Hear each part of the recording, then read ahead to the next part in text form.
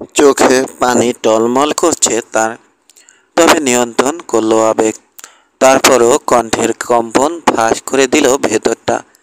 প্রার্থনা করি সুস্থভাবে ফিরে আসবেন অসভ্যদের মাঝ থেকে। ক্যারেজে ওঠার পরেই কেবল দুটো কথা বলার সুযোগ মিলল এডিটের সঙ্গে, সেটাও মাত্র কয়েক মিনিটের জন্য। কারণ অল্প সময়ে স্টেশনে পৌঁছে গেল ক্যারিজটা। রুপার্টের মনে পড়ে গেল কায়রোর ঠিকানাটা দেয়া হয়নি স্ত্রীকে। তড়িঘড়ি করে ঠিকানা দিয়ে বলল চিঠি লিখতে। নেমে পড়ল ওরা ক্যারিজ থেকে। স্টেশনের ভিড়ের মধ্যেও ঠিকই রুপার্টের পরিচয় জেনে ফেলল পোর্টাররা। একবার স্যার, একবার মাই লর্ড, আরেকবার কর্নেল বলে সম্বোধন করতে লাগলো ওরা। নববিবাহিত দম্পতিকে ব্রিন্দিসি মেইলে তুলে দিতে গিয়ে আবিষ্কার করলো একাই যাচ্ছে কর্নেল। নিদারুণ বিস্মিত হলো সবাই। রুপার্টের কম্পার্টমেন্টে যাত্রী আর মাত্র দুজন। ওকে কোচে উঠে পড়তে বলল লাইনম্যান। ঠিক তখনই এগিয়ে এলো একজন কুরিয়ার। সালাম দিয়ে ওর নাম জেনে নিয়ে খামবন্দি একটা চিঠি ধরিয়ে দিল হাতে। পরক্ষণে গায়েব হয়ে গেল। চিঠিটার প্রেরককে না দেখেই কোটের ভেতরের বুক পকেটে রেখে দিল রুপার্ট। তারপর বুকে টেনে নিল এডিটকে। রুমালে চোখ মুছল এডিট। এই আবেগটা খাঁটি। চেষ্টা করলো হাসার। বিদায় নিয়ে বগিতে উঠে বসল রুপার্ট। বৃষ্টি শুরু হয়েছে। মিনিট খানেকের মধ্যেই চালু হয়ে গেল ব্রিন্দিসি মেইলের বিরাট ইঞ্জিন। Station London. এডিট সবকিছু পেছনে ফেলে ছুটে চলল রেলগাড়ি। অশান্ত মনকে শান্ত করতে পাইপ ধরাতে চাইল রুপার্ট। হাত দিল কোটের ভেতর। তখনই চিঠিটা বাঁধল হাতে। ভুলেই গিয়েছিল ওটার কথা। বের করলো খামটা। প্রেরক স্বয়ং লর্ড ডেভান। ভীষণ অবাক হলো রুপার্ট। কি এমন ঘটতে পারে যার জন্য শেষ মুহূর্তে চিঠি পাঠাবেন লর্ড? খামের মুখ খুলল রুপার্ট। চিঠিতে লেখা, প্রিয় রুপার্ট, বলেছিলে 10,000 পাউন্ডের একটা জীবন বিমা করিয়েছ তুমি। সেটার উপকারভোগী হিসেবে দিয়েছ এডিটের নাম। তোমার চিন্তাধারাটা খুব পছন্দ হয়েছে আমার। আমিও ভেবেছি বিয়ের উপহার হিসেবে ওকে কিছু দেব নগদ টাকায়। সেই অনুযায়ী 25,000 পাউন্ড তুলে দিয়েছি এক ট্রাস্টির হাতে। সেখান থেকে প্রাপ্ত সুদ আজীবন ভোগ করে যাবে এডিট, অথবা যাকে ইচ্ছে দিতে পারবে। সন্তানাদি হলে ওর মৃত্যুর পর সন্তানদের মাঝে সমানভাবে ভাগ হবে টাকাটা। এটুকু পরে ভাবল রুপার্ট, হঠাৎ এডিটের প্রতি এতটা সদয় কেন লোকটা? পড়তে থাকলো ও। সম্ভবত ভাবছ কেন এত কিছু করছি আমি। ভাবতেই পারো, হয়তো অনুমানও করে ফেলেছ কারণটা।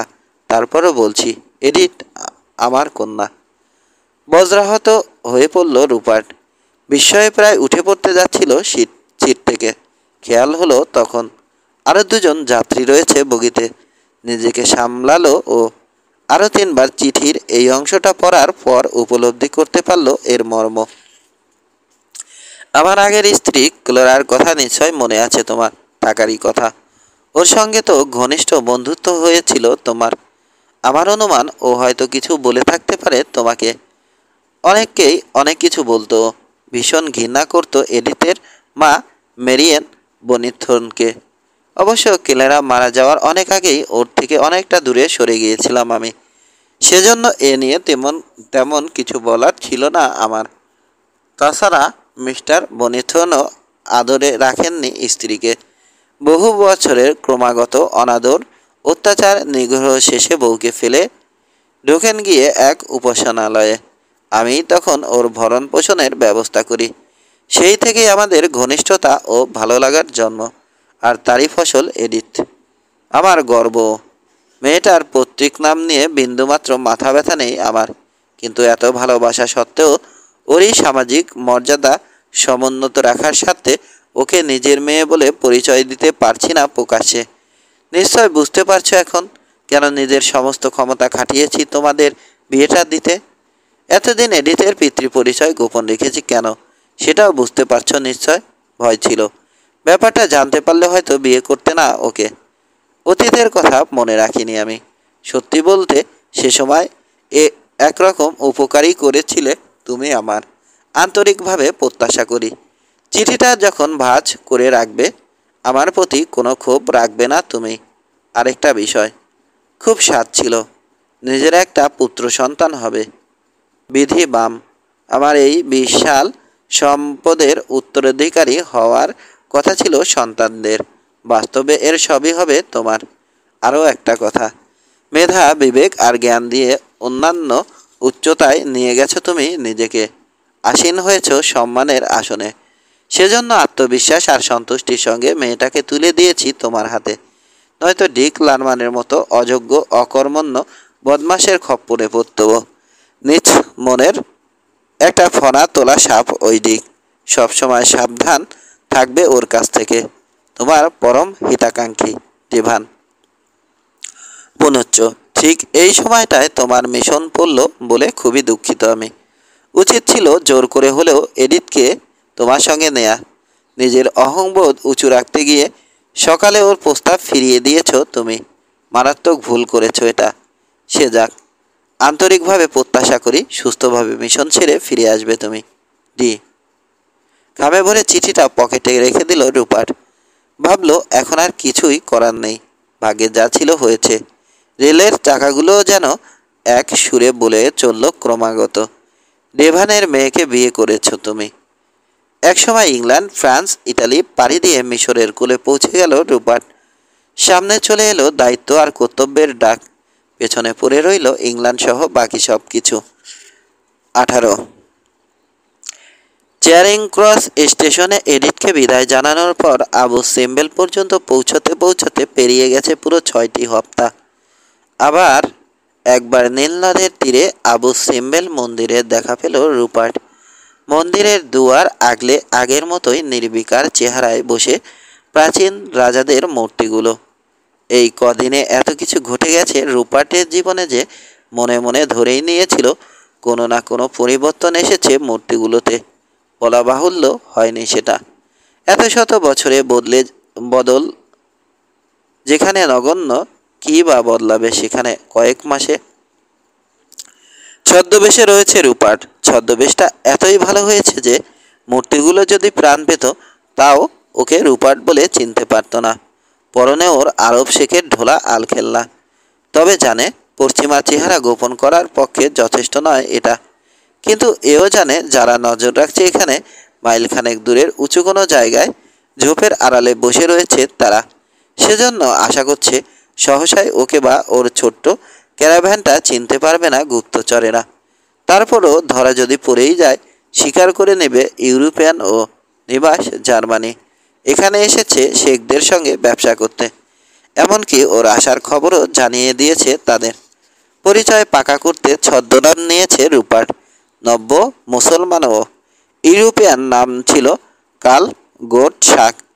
এ অঞ্চলে ব্যবসার জন্য ট্রেড লাইসেন্সও করিয়ে এনেছে কায়রো থেকে। মালামাল বলতে সঙ্গে রয়েছে সুতি কাপড়, চিনি, তামার তার, বেশ অনেকগুলো রাইফেল আর অ্যামিউনিশন। আর আছে 1000 পাউন্ড মূল্যমানের স্বর্ণ। 8টি উট বোঝাই দিয়ে জিনিসগুলো নিয়ে যাচ্ছে রুপার্ট।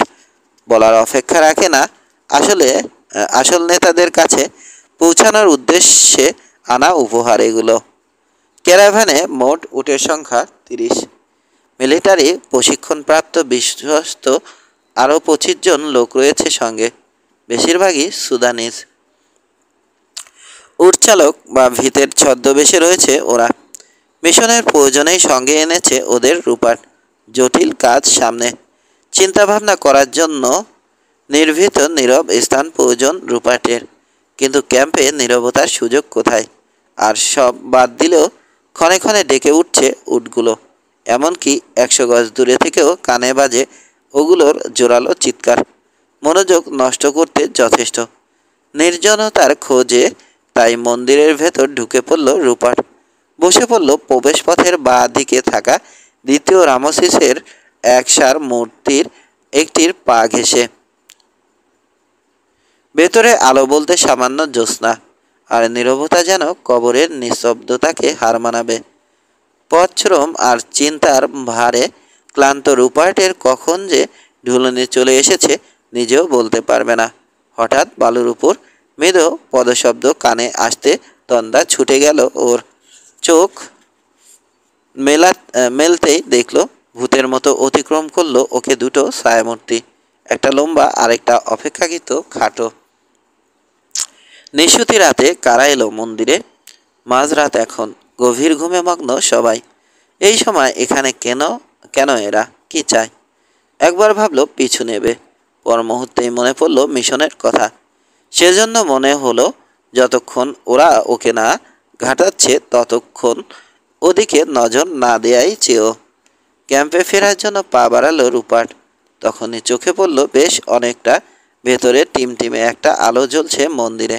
কৌতূহল বেড়ে গেল ওর। সন্দেহ করল ছায়া দুটোর সঙ্গে সম্বন্ধ রয়েছে আলোটার। সম্ভবত কবর চোর ওরা, দিনের আলোয় হাত দিতে পারবে না সমাধিতে, সেজন্য রাতের অন্ধকারে এসেছে কবরের ধন সম্পদ লুট করতে।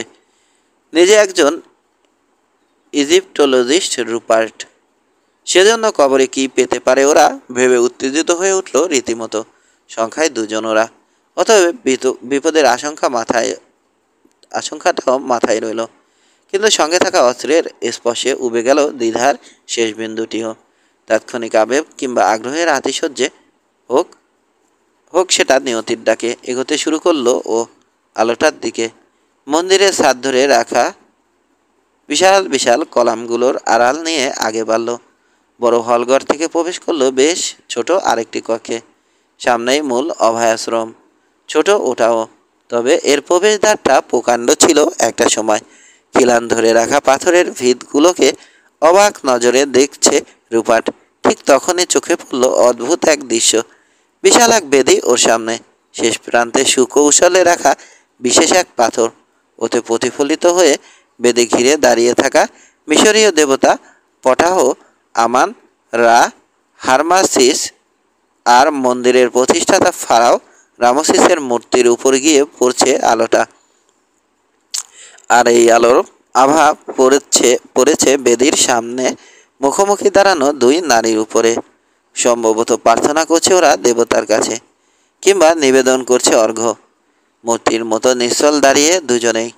রুপার্টকে মূর্তিগুলোর চাইতেও বেশি টানল পূজারীদের একাগ্রতা। চিনে ফেলল ও দুজনের একজনকে। বাকিটা ওর ডেরা পাড়ি দেওয়ার সময় খেয়াল করেছে। কয়েকটা এক কুজলা সাদা উট দাঁড়িয়ে ওখানে। আর এখানে তো স্পষ্টই দেখা যাচ্ছে বেদির সামনে পুরোহিতের কাজ করছে বুড়ি, অপেক্ষাকৃত খাটো অপর মেয়েটি। বয়স বড়জোর 23-24, ধবধবে সাদা পাতলা কাপড় পরনে। এতটাই যে বেশ বোঝা যাচ্ছে সুগঠিত অবয়ব। মাথায় ঘোমটা টানা থাকায় বোঝা যাচ্ছে না চেহারাটা, তবে মুকুট সদৃশ্য অলঙ্কারে স্পষ্ট দেখা যাচ্ছে উদীয়মান সূর্যের প্রতীক। মনে মনে খাবি খেয়ে উঠল রূপার। স্বপ্ন দেখছে না তো? যে দৃশ্যটা দেখছে ও, বিগত হাজারো বছরেও এমন দৃশ্যের অবতারণা ঘটেনি প্রকাশ্যে। মিশরের প্রাচীন রাজবংশের রক্ত বইছে মেয়েটার শরীরে। প্রাচীন দেবতাদের পায়ে রাজকীয় অর্ঘ্য নিবেদনের উদ্দেশ্যে এসেছে ওরা। এখন আর এ বিষয়ে কোনোই সন্দেহ নেই রুপার্টের। সাক্ষ্য দিচ্ছে মাথার উরিয়াস মিশরীয় রাজরক্তের অধিকারীদের রাজকীয় বা দৈব শক্তির প্রতীক হিসেবে পরিহিত সাপ সদৃশ্য সর্পিল অলঙ্কার বিশেষ। সরাসরি ফারাওয়ের বংশধর বা তার স্ত্রী না হলে এ জিনিস পরার সাহস হওয়ার কথা নয় কারো। কাচের একটা বাটি মেয়েটির এক হাতে, অপর হাতে রয়েছে অ্যালাবাস্টার দিয়ে তৈরি একখানা জগ। ওটা থেকে এক চুমুক পরিমাণ পানীয় ঢেলে নিল বাটিতে। তারপর অর্ঘ্য হিসেবে নিবেদন করল তা দেবতা হারমাসিসের বেদিতে। বাকি তার সঙ্গে উচ্চারণ করল, হে সূর্যের তাজ পরিহিত মহান আত্মার দেবতা, মঞ্জুর করুন অধমেই সেবায়েতের প্রার্থনা। আপনার সেবক পুরোহিতদের শেষ বংশধর আমি। নিজের আর আমার রক্ত বহনকারী নারীটির জন্য নিরাপদ যাত্রা প্রার্থনা করছি। ঘাড় ফেরালো মেয়েটি। আর তখনই চেহারাটা দেখতে পেল রুপার্ট। মেয়েটির মোহন সৌন্দর্যে দম আটকে এলো ওর। এমন কারো সাক্ষাৎ কখনোই পায়নি ও জীবনে। উন্নত ভ্রু, ভরাট লালচে ঠোঁট, নিখুঁত খাড়া নাক, দৃষ্টিতে অভিজাত্যের সুস্পষ্ট প্রকাশ, সব মিলে সদ্য পুষ্পিত ফুলের মতো মায়াবী চেহারা। দেয়ালে হাত রেখে দৃশ্যটা দেখছিল রুপার্ট। আগ্রহের আতিশয্যে এগিয়ে গেল এক কদম, আর তাতেই বাঁধল বিপত্তি। পিছলে গেল হাতটা। ভারসাম্য রাখতে গিয়ে আংটির ঘষা লাগলো পাথরের দেয়ালে। পিনপতন নীরবতায় বিকট শব্দ উঠল বলে মনে হলো সবার। লাফিয়ে ছায়ায় সরতে গেল রুপার্ট, পারল না। বয়স্ক হলেও মারাত্মক ক্ষিপ্ত বাকিতা 2 লাফে চলে এলো কাছে। পেছন থেকে হামলা হতে পারে ভেবে ঘুরে দাঁড়ালো রুপার্ট। ওর চোখের সামনে ছুরির ফলা ঝিলিক দিয়ে উঠল বাকিতার হাতে। সঙ্গে সঙ্গে বলে উঠল, থামো বাকিতা, আমি। পরিচিত কণ্ঠস্বর শুনে নেমে গেল বাকিতার উদ্যত হাত। আশ্চর্য হয়ে বলল, আরে বে, ফিরে এসেছো তাহলে? অবশ্য আগেই জানতাম ফিরবে তুমি। তা আরব শেখের বেশ ধরেছ কেন? আর আমাদের গোপন আচারের উপরই বা নজর রাখছিলে কি উদ্দেশ্যে? তোমার জায়গায় অন্য কেউ হলে এতক্ষণে পরপারে পাঠিয়ে দিতাম তাকে। ঠিক কি হচ্ছে বুঝতে না পেরে ভ্যাবাচাকা খেয়ে গেছে তরুণী। এগোতে গিয়ে কিছুতে পা বেঁধে ভারসাম্য হারালো। হাতের জগ থেকে তরল ছলকে পড়ল রুপার্টের পায়ে। অর্ঘ্য নিবেদন হলো যেন ওর চরণে। কুসংস্কারে মোটেও বিশ্বাস করে না রুপার্ট, কাজেই নজর দিল না সেদিকে। বাকি তার প্রশ্নের জবাবে বলল, সরাও আগে ছুরিটা, তারপর বলছি সব। ঝুঁকে মাটি থেকে উটের পশম দিয়ে বানানো আলখেল্লাটা তুলে নিল বুড়ি। পরিয়ে দিল তরুণীর গায়ে। হুট তুলে ঢেকে দিল মাথা। পাশের একটা চেম্বারে ঢুকলো ওরা। কোনো আমলে হয়তো স্টোররুম হিসেবে ব্যবহৃত হতো এটা ওটা। এখন আসবাব শূন্য, কেবল একটা টেবিল রয়েছে ঘরে, আর ছাদ ভরা বাদুড়। পাত্তাও দিচ্ছে না ওদেরকে বাদুড়গুলো। মাথার উপর দিয়ে উড়ে চলেছে সমানে।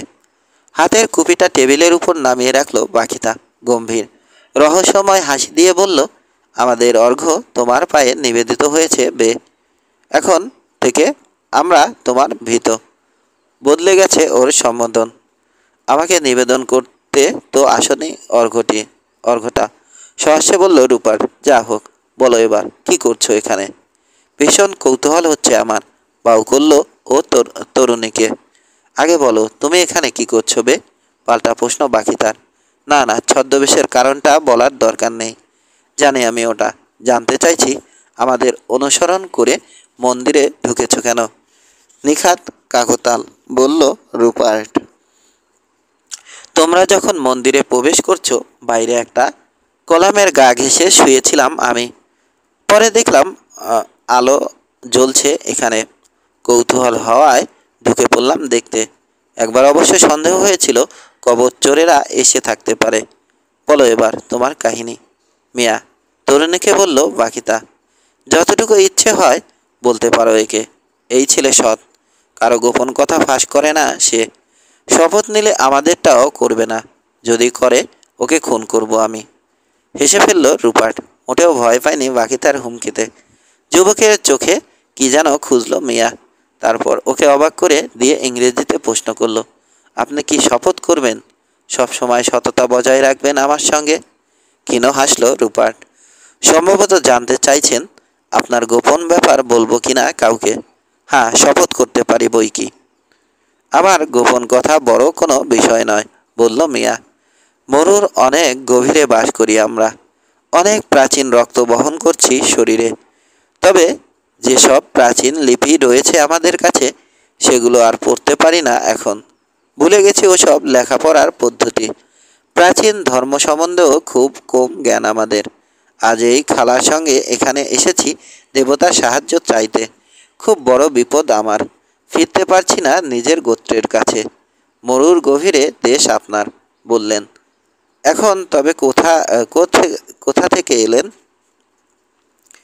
পড়তে গিয়েছিলাম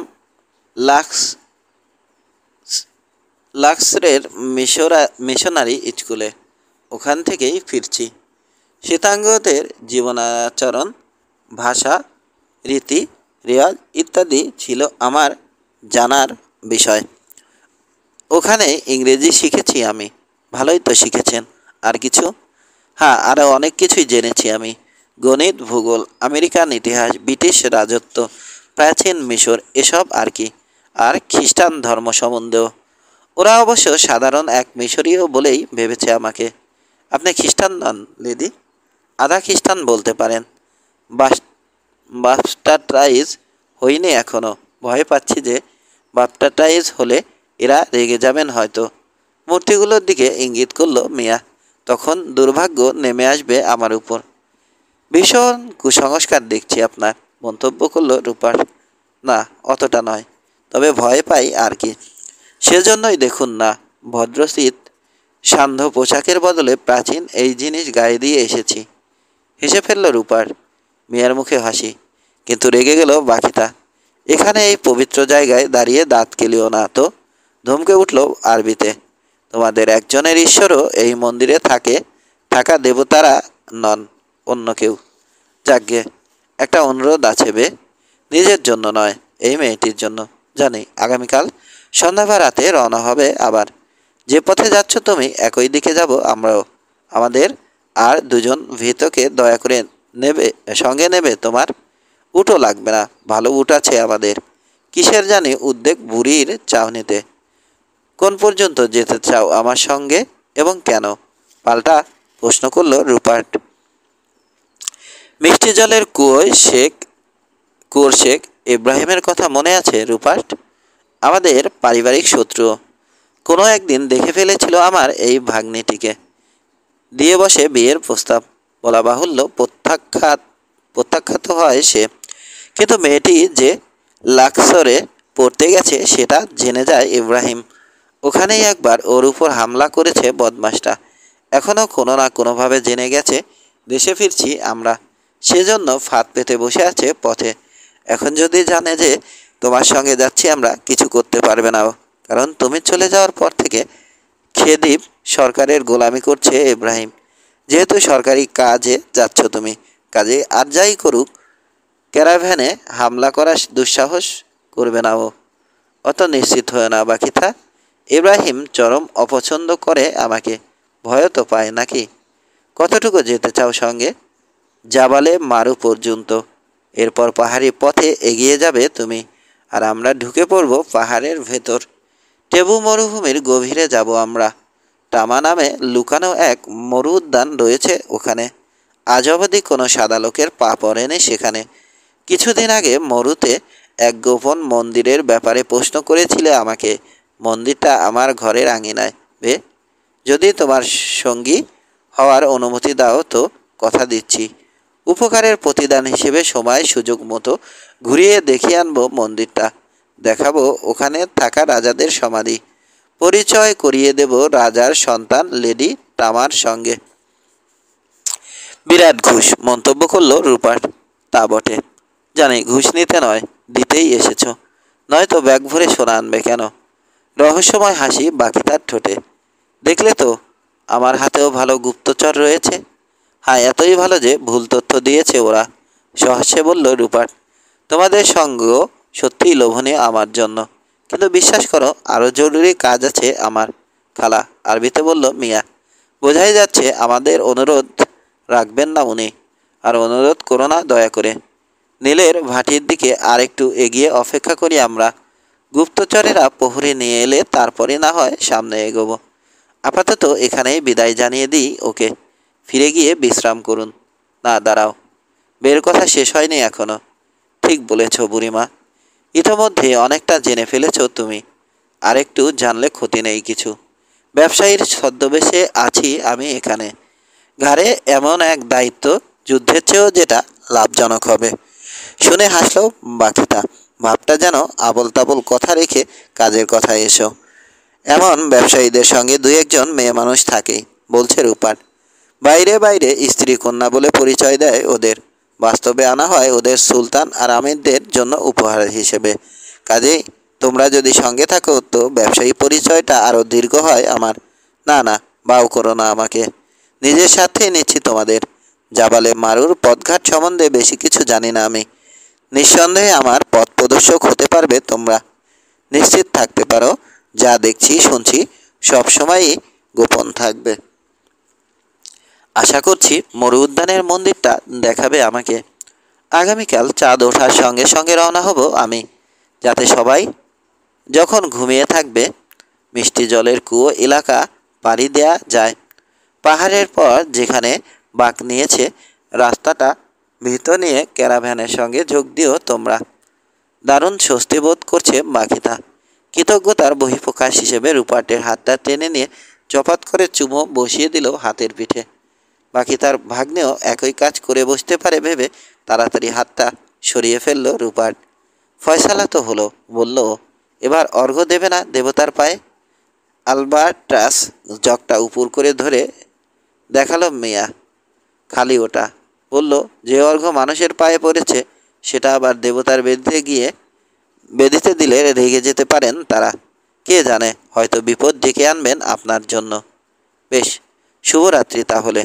একসঙ্গে এখান থেকে বেরোনো ঠিক হবে না বোধহয়। সব ঠিক থাকলে আগামীকাল দেখা হচ্ছে আমাদের। একটা কথা মাথায় রেখো, দেরি করতে পারবো না আমি। উঠে পড়ল রূপাট। মিয়াকে একবার বাউ করে বেরিয়ে গেল মন্দির থেকে। খালা বাকি তাকে বলল, মেয়েটা, কাজটা কি ঠিক করলাম আমরা? এই যে অভিশপ্ত ইব্রাহিমের খপ্পরে নিয়ে ফেলছি লোকটাকে। হয়তো না, কিন্তু নিষ্কানেই তো শুনেছ, নিজের কাজে নিচ্ছে আমাদের উপকার করা মুখ্য নয় এখানে। শুনলেও বিশ্বাস করিনি, ভয় পাচ্ছি আমি। শেখ ইব্রাহিম জানতে পারলে অবশ্যই আক্রমণ করবে ক্যারাভ্যানে। বেশ তো, করুক না। নির্বিকার জবাব বাকি তার। খুব ভালো যোদ্ধাবে, ওর সঙ্গের লোকেরাও লড়াকু সৈনিক। এদিকে আমাদেরও পথসঙ্গী দরকার। আসার সময় যদি বলতে গোত্রের 100 লোক চলে আসতো তোমার ডাকে, তা তো আর আসতে দিলে না। এখন বের সঙ্গে যেতে না চাইলে নীল রূপটা গায়ে জড়িয়ে ছদ্মবেশ নাও ভুট্টা বিক্রেতার। তারপর সোজা চলে যাও ওর ক্যাম্পে, গিয়ে বলে এসো সঙ্গে যেতে আগ্রহী নাও তুমি। আমি পারবো না বলতে।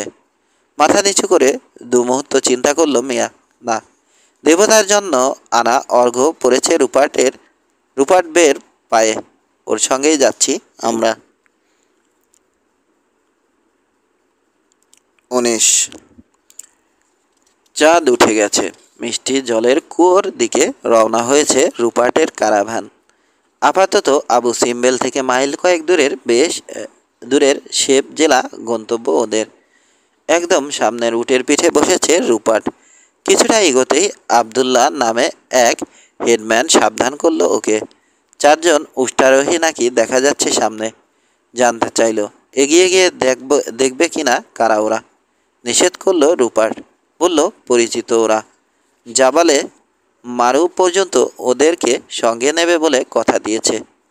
বিনা বাক্য ব্যয়ে পিছিয়ে গেল সার্জেন্ট আবদুল্লাহ। ক্রস রোডে মিলিত হলো দল দুটি। বিনিময় করল সম্ভাষণ। অনেকটা স্বগুক্তি সুরে বলল রূপাট, এলে তাহলে? হ্যাঁ এলাম, বলল বাকিটা। নাকি আশা করেছিলে আসবো না? আর কথা হলো না তখন। চুপচাপ এগোতে লাগলো ওরা। বাকি তার মিয়া চলেছে রূপাটের পাশে পাশে। নিঃছিদ্র নীরবতায় বেশ অনেকটা এগোনোর পর হঠাৎই কানে এলো দুরাগত এক সুরলহরী। নির্জন মরুতে এমন মাতাল করা সুরের ঝংকার তুলছে কে? নিজেকেই যেন প্রশ্ন করল রূপাট। যাযাবর সঙ্গীত বাদক ওরা। জবাব দিল বাকিটা, দেখা না হলেই ভালো হতো ওদের সঙ্গে। কেন?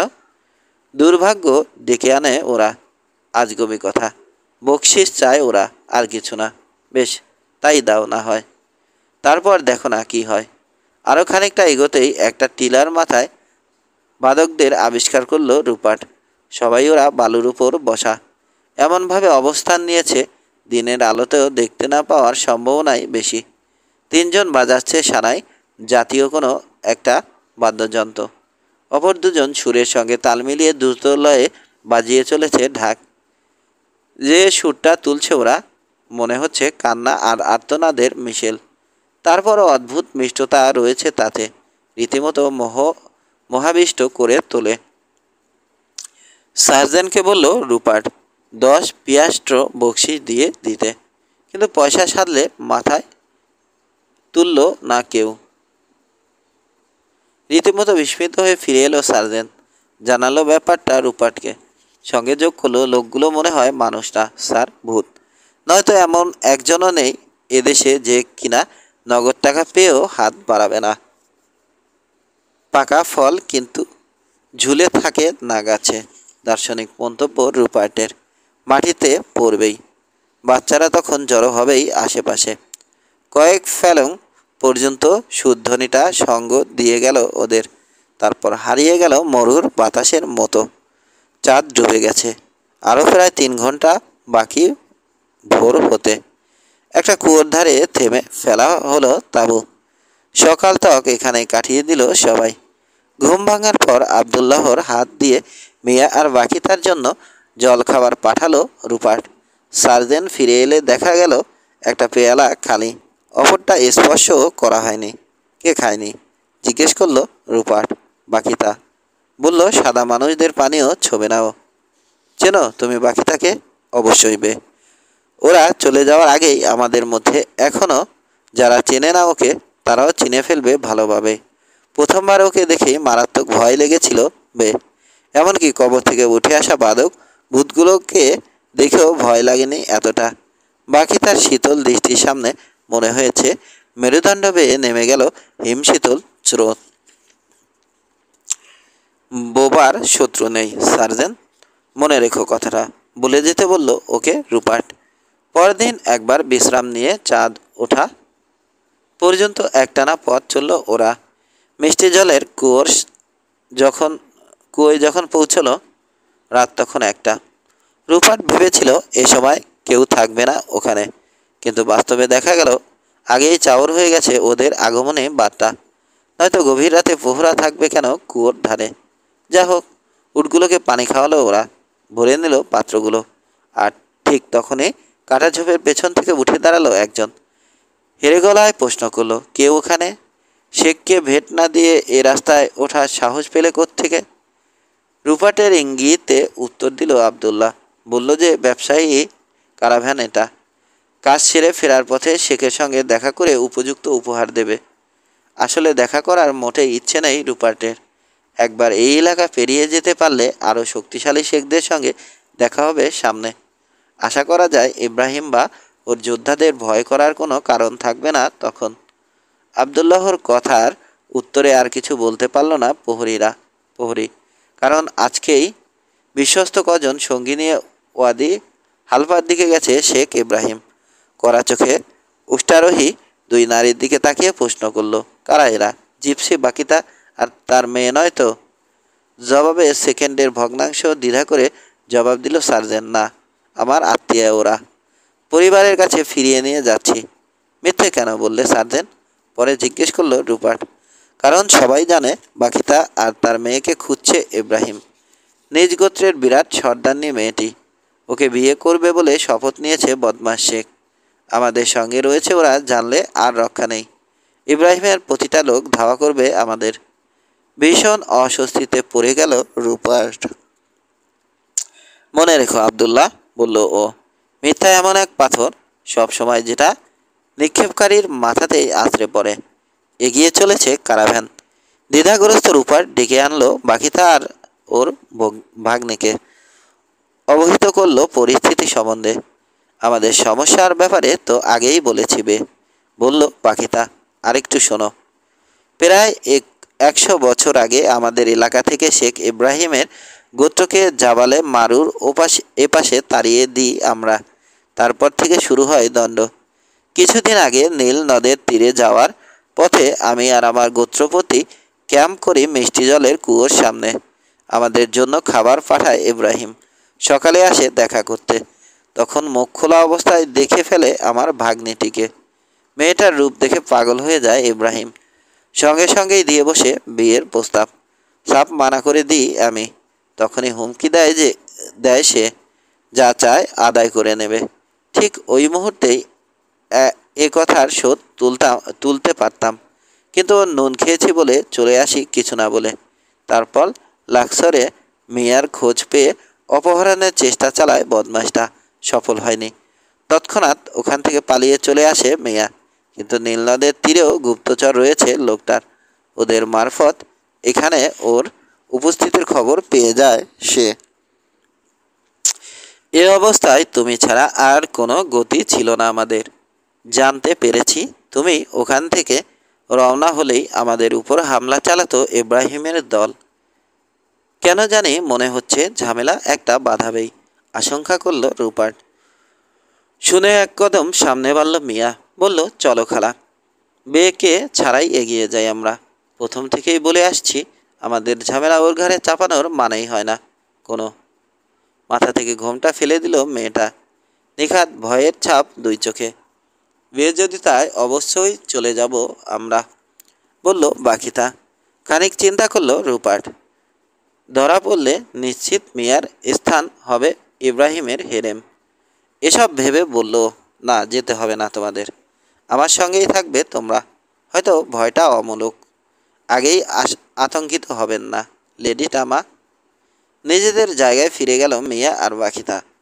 পরবর্তী বিশ্রামের সময় বুড়ির এক ভীত ভালো মতো দানা পানি খাইয়ে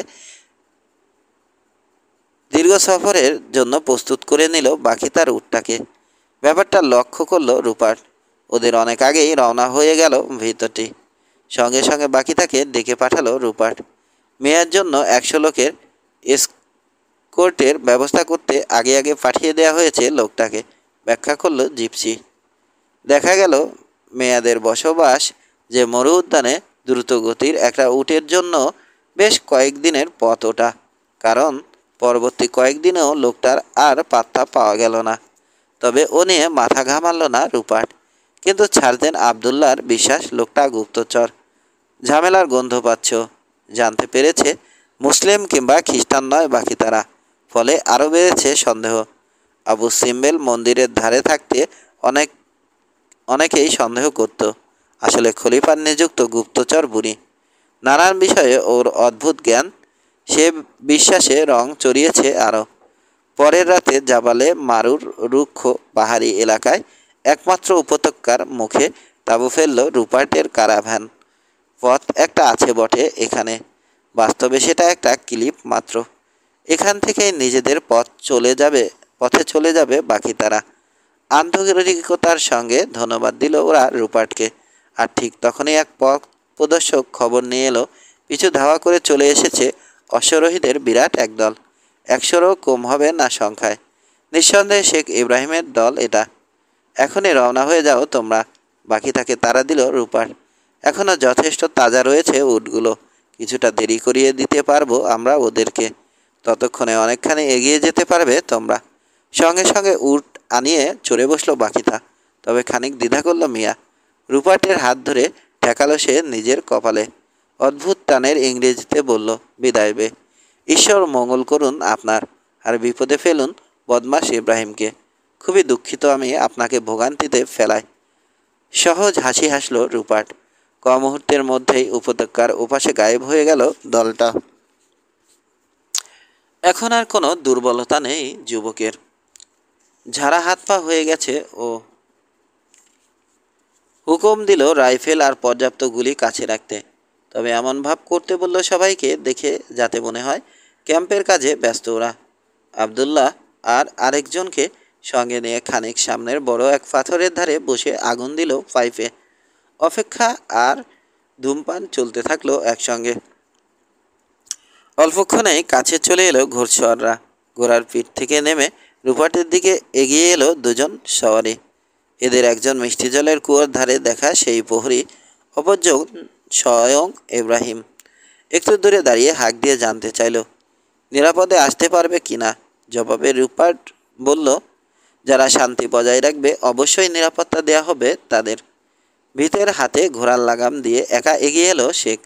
সালাম বিনিময়ের পর বলল, আবু সিম্বেলের উপর পাহাড়ে আমাদের কথা হয়েছিল শেষবার। এখন দেখছি নিজের ভুলই পাল্টে ফেলেছেন আপনি। ধর্মটাও কি পরিবর্তন করেছেন? ভাই বলে সম্বোধন করতে পারবো তো আপনাকে? আবু সিম্বেলের উপর তো জঘন্য নামে সম্বোধন করেছিলে আমাকে, এখন একেবারে ভাই। কি দরকার তাই বলো এখন। সুর সামান্য পাল্টে বলল রুপার্ট। সরকারের আনুগত্য মেনে নিয়েছো বলে অভিনন্দন জানাচ্ছি তোমাকে। সত্যি বলতে সরকার বা আপনার সঙ্গে কোনো কাজ নেই আমার। আমার কাজ আপনার সঙ্গে আসা 2 মহিলার সঙ্গে। আমার সম্পত্তি ওরা, আমার হাতে তুলে দিন ওদেরকে। কার সম্পত্তি বলতে পারবো না, তবে তোমার হাতে তুলে দিতে অপারগামী। কেন চলে গেছে ওরা? কোন দিকে তাও জানা নেই আমার। মিথ্যে বলছেন। রাগ চড়তে শুরু করেছে শেখের। ক্যাম্প সার্চ করব আমি। গুলি খাওয়ার ইচ্ছে থাকলে করতে পারো, গম্ভীর কণ্ঠে বলল রুপার্ট। আরেকটা আরেকটা কথা শুনে রাখো ইব্রাহিম, আমার ক্ষতি করতে চাইলে করতেই পারো সেটা। লোকবল কম আমার হাতে, কিন্তু এরপর খেদিবের ক্ষোভ সামলাতে হবে তুমি ও তোমার পুরো গোত্রকে। আমার কোনো ক্ষতি হলে তোমাদের ধুলোয় মিশিয়ে দেবে খেদিব। যা বলার বলেছি। শান্তি চাইলে বিনা ঝামেলায় বিদায় হও। আল্লাহর কসম, যুদ্ধ করতে এসেছি আমি। আপনার আর আমার মধ্যকার অসমাপ্ত লড়াইটা মিটিয়ে যাব আজ। আপনার কারণেই আমার শহর আক্রমণ করেছে মিশর সরকার, অপমান করেছে পরিবারের মেয়েদের, লুট করেছে গবাদি পশু। এর মাসুল দিতে হবে আপনাকে। হয় আমার হাতে তুলে দেবেন আপনার উট, মাল সামান, গুলিসহ রাইফেল, তা হলে জীবিত অবস্থায় চলে যেতে দেব আপনাকে, নতুবা আপনার কপালে লেখা আছে মৃত্যু। খালি কলস বাজে বেশি, মন্তব্য করল রুপার্ট। কথাটা মুখ থেকে পড়ে সারতে পারেনি। ওকে লক্ষ্য করে হাতের বর্ষাটা ছুঁড়ে মারল ইব্রাহিম। ছিটকে একপাশে সরে গেল যুবক। একটুর জন্য ওর নাগাল পেল না বর্ষার ফলা। এবার গুলি করে মারতে পারি তোমাকে, বলল রুপার্ট। তবে মারব না।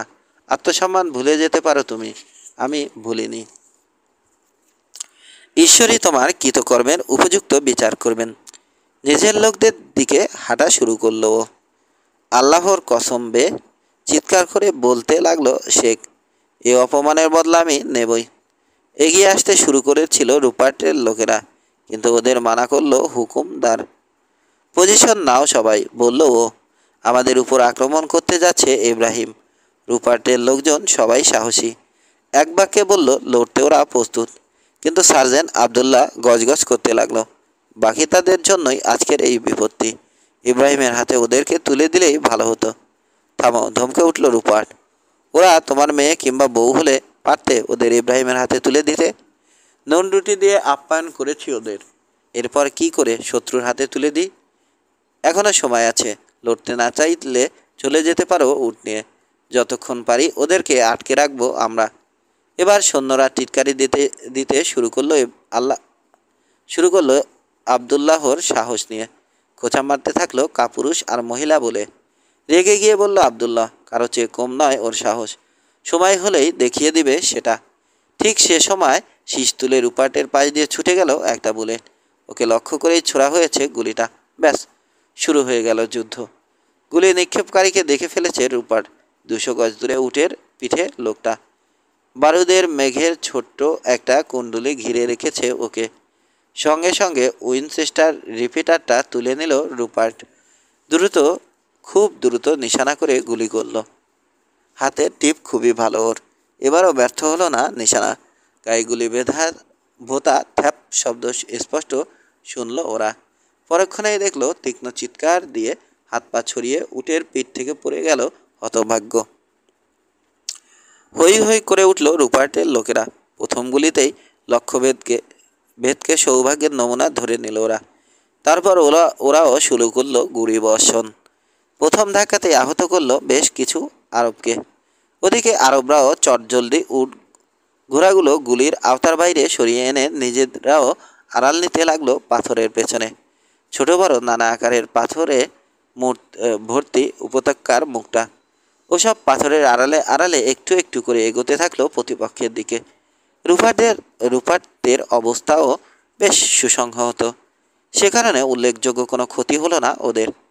এভাবেই লড়াই চলল প্রায় 1 ঘন্টা। হঠাৎ কাছেই এক আরবের মাথা দেখতে পেল রুপার্ট। সঙ্গে সঙ্গে ফেলে দিল গুলি করে। ওদিকে আরেক আরব ভেবেছে আহত হয়েছে লোকটা, সাহায্য করতে বেরিয়ে পড়ল আড়াল ছেড়ে। সঙ্গে সঙ্গে গুলি খেল সেও। কাঁধে বিঁধেছে গুলিটা। সারাদিনই থেকে থেকে চলতে থাকলো গুলি বৃষ্টি।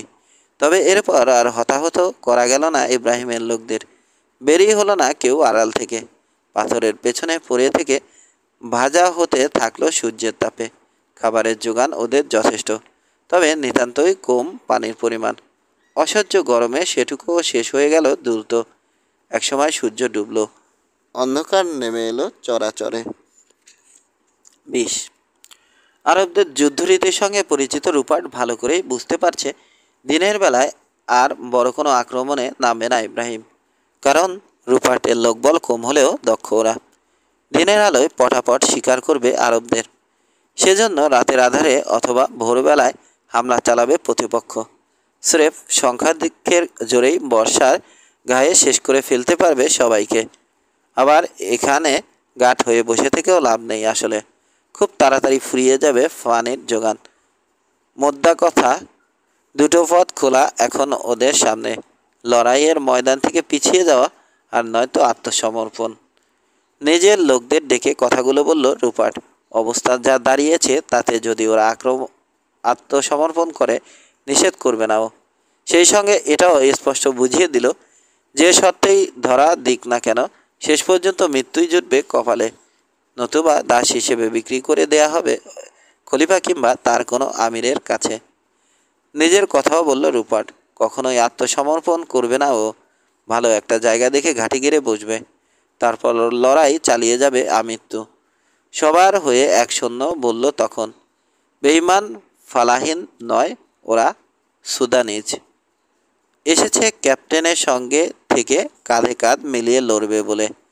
বিপদের সময় ঊর্ধ্বতনকে ফেলে পালানো ধর্ম নয় ওদের। আন্তরিকতার সঙ্গে ওদের ধন্যবাদ দিল রুপার্ট। তুলে ধরল দ্বিতীয় বিকল্প। একটা ম্যাপ বের করে দেখালো, 30 মাইল সামনে ওয়াটার হোল রয়েছে একটা। যদিও পথটা অপরিচিত ওদের, তবু চেষ্টা একটা করাই যায়। নিজেদের মধ্যে আলোচনার পর সিদ্ধান্তে এলো সবাই, বিফলে যাওয়ার সম্ভাবনাই বেশি চেষ্টাটা, তার চেয়ে লড়াই করাই ভালো। অদৃষ্টে যা লেখা আছে তাই হবে। নাম ডেকে নিশ্চিত হলো রুপার্ট। দুজন নেই দলে, একজন মৃত আর অপরজন সার্জেন্ট আবদুল্লাহ। সন্ধ্যায় খাওয়াতে গিয়েছিল উটগুলোকে, তারপর থেকেই লাপাত্তা। আপাতত দৃষ্টিতে পালিয়েছে লোকটা, পাহাড়ের পাদদেশ ঘুরে চলে গেছে হয়তো নীলের পারে। ওখানে পৌঁছে রিপোর্ট করবে কর্তৃপক্ষের কাছে, মারা গেছে দলের সবাই। কে আর আসবে এসবের সত্যতা যাচাই করতে? হেডকোয়ার্টারে জানিয়ে দেয়া হবে আবদুল্লার প্রতিবেদন। আর অবস্থা যা দাঁড়িয়েছে তাতে মনে হচ্ছে এই রণক্ষেত্র ছেড়ে আসলেও কারো বেরিয়ে যাওয়ার উপায় নেই জীবিত অবস্থায়। যা হোক, নির্দ্বিধায় নির্ধারণ করে ফেলা হলো করণীয়। কর্কুটো যা পাওয়া গেল আশেপাশে তাই দিয়ে জ্বালা হলো আগুন। দেখানোর চেষ্টা যে আপাতত ক্যাম্প করা নিয়েই ব্যস্ত ওরা। দাফন করা হয়েছে ওদের মৃত সঙ্গীকে, তবে লোকটার একটা হাত রাখা হয়েছে কবরের বাইরে, একটা রাইফেল ধরিয়ে দেয়া হয়েছে সে হাতে। নিশ্চিত করা হয়েছে আগুনের আভা যাতে পড়ে ওর উপর। দুটো নিকৃষ্ট উট রাখা হলো ক্যাম্পে, যেন এ দুটো ডাকাডাকিতে মনে করে শত্রুরা এখনও এখানেই রয়েছে ক্যারাভ্যান।